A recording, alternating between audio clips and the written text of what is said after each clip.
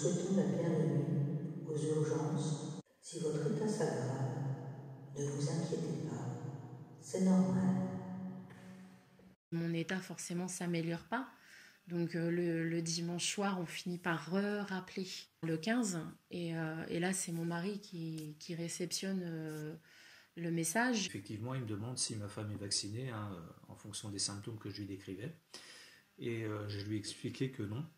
Et j'ai même pas eu le temps de dire pourquoi, parce qu'on a cette façon de... On sent tout de suite qu'il y a un jugement qui est là. Et il me répond directement ah bah bravo, vous n'en avez pas marre de surcharger les hôpitaux.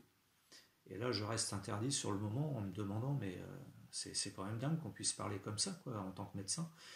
Et donc, je lui demande, je lui dis, monsieur, je ne vous permets pas de me parler comme ça. Quand on ne connaît pas justement pourquoi la personne ne s'est pas fait vacciner, on s'abstient de tout commentaire par rapport à ça. Et c'est là qu'il insiste en me disant, si, monsieur, je me permets de le dire. Et de fil en aiguille, bon, forcément, le temps a monté. Et il en est revenu justement après au diagnostic.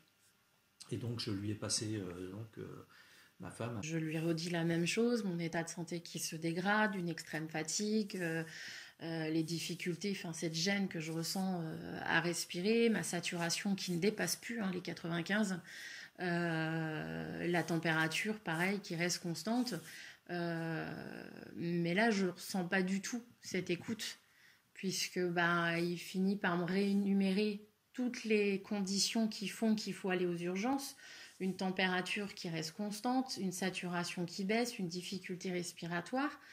Et là, je lui dis, mais c'est ce que je viens de vous énumérer, c'est tous mes symptômes, et vous me dites que je ne dois pas...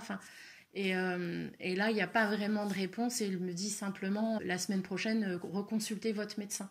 Et donc là, je lui dis, mais si j'arrive à l'avoir, parce que c'est tellement dur d'avoir un médecin que...